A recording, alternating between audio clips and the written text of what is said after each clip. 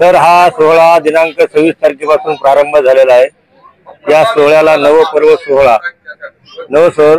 सोहळ्याअंतर्गत प्रमुख सोहळा जो आहे या श्रीकृष्ण मंदिराचा कलशारोहण, वैराग्यमूर्ती श्री गुरुवर्य दत्तबापू यांच्या स्वप्नपूर्तीचा हा मंदिर आहे आणि त्या मंदिराचा कलशारोहण दिनांक 2 फेब्रुवारी आहे। त्या कलशारोहणाच्या निमित्त नवपर्व सोहळा या ठिकाणी संपन्न होत आहे।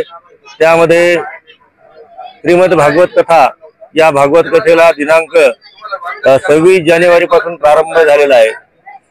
आज जवळपास 6 दिवस झाले या कथेला। यामध्ये 1.25 लाख पुष्पार्चन, श्री पंचावतार उपहार, सहस्त्र दीप पर्व, संन्यास दीक्षा विधी, श्री कृष्ण मंदिर उद्घाटन, कलशारोहण सोहळा, गुरु स्मृती पुरस्कार अशा प्रकारचा हा नवपर्वांचा हा सोहळा या हदगाव नगरीमध्ये संपन्न होत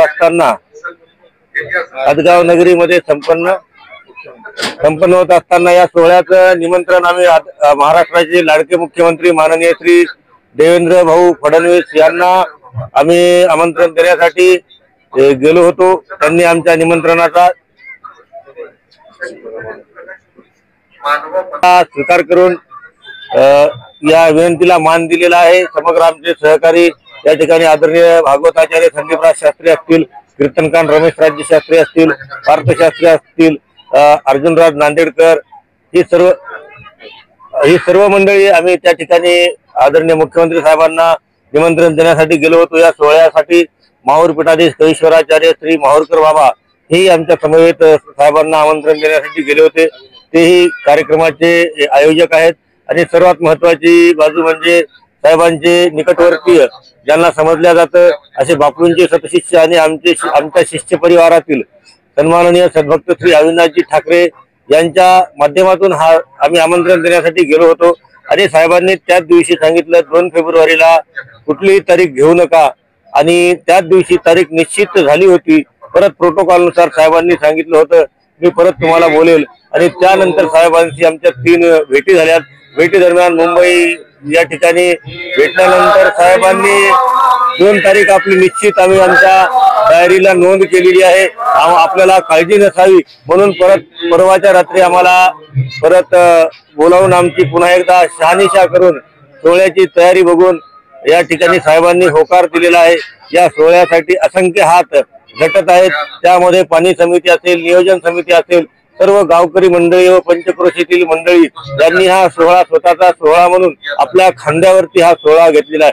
प्रत्येकाची जबाबदारी त्यांनी आपल्या अंगावरती घेऊन जवळपास दररोज 30 ते 35 हजार लोकांचं अन्नदान या ठिकाणी होत आहे। आणि म्हणून सर्व सहयोगी मंडळ जे असंख्य हात, असंख्य हातांचा बळ या सोहळ्याला लागत आहे, म्हणून सर्व जे सहकारी आहेत, सहयोगी आहेत, यांच्या माध्यमाने हा सोहळा संपन्न होत असताना एक मनस्वी आनंद होतो। त्यामध्ये दुग्ध शर्करा आयोग म्हणजे महाराष्ट्राचे मुख्यमंत्री माननीय श्री देवेंद्र भाऊ 2 तारखेला या कार्यक्रमाला उपस्थित राहून आम्हाला भेट देणार आहेत।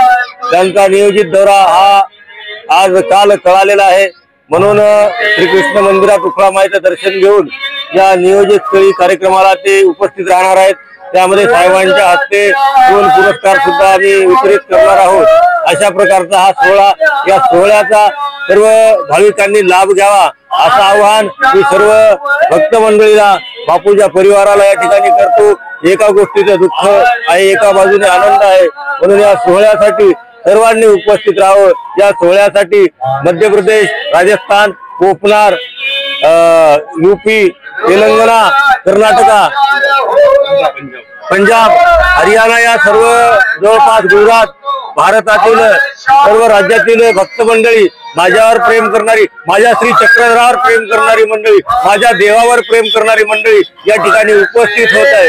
हा मनस्वी आनंद सर्वांना पुन्हा जाहीर आमंत्रण देतो या ठिकाणी कीर्तन सम्राट कीर्तनकार रमेश राज्य शास्त्री आणि भागवताचार्य संदीपराजे शास्त्री या द्वय मूर्तींनी हा सोहळा आपल्या खांद्यावरती घेऊन पूर्ण नियोजनाची जबाबदारी असेल, सर्व साधू संतांची व्यवस्था असेल, बाकी गावातील प्रतिष्ठित मंडळी सुद्धा या ठिकाणी उपस्थित आहे, सर्व मंडळी या ठिकाणी उपस्थित आहे। सर्व युवकांनी हा सोहळा आपल्या खांद्यावरती घेऊन हा प्रत्येकाचा कार्यक्रम आहे म्हणून हा प्रत्येक या सोहळ्यासाठी 18 पगड जातीचे सर्व भक्त भेटत आहेत। त्यामध्ये वेगवेगळ्या प्रकारच्या समित्या स्थापन करून त्यांनी जबाबदारी आपल्या खांद्यावरती घेतली। जवळपास 12 एकरचा हा परिसर पूर्ण आपल्या भक्तांनी दंग झालेला आहे। या ठिकाणी प्रचंड अशी गर्दी, जवळपास 3 वेळेस आम्हाला मंडप या ठिकाणी वाढवावा लागला आणि येत्या 2 तारखेला भव्य दिव्य स्वरूपामध्ये श्रीकृष्ण मंदिराचा कलशारोहण अगदी थाटामाटात संपन्न होणार आहे। तत्पूर्वी 1 तारखेला म्हणजे उद्याला शनिवारला भव्य दिव्य अशा शोभायात्रेचं आयोजन सर्व गावकऱ्यांनी पंचक्रोशीतील भाविकांनी त्या शोभायात्रेचं आयोजन केलेलं आहे। त्यामध्ये जास्तीत जास्त संख्येने उपस्थित राहून सकल हिंदूंनी या सोहळ्यासाठी उपस्थित राहावं असं आवाहन आम्ही या ठिकाणी त्रयमूर्ती आपणास करत आहोत। जाहीर निमंत्रण, जाहीर निमंत्रण, जाहीर निमंत्रण।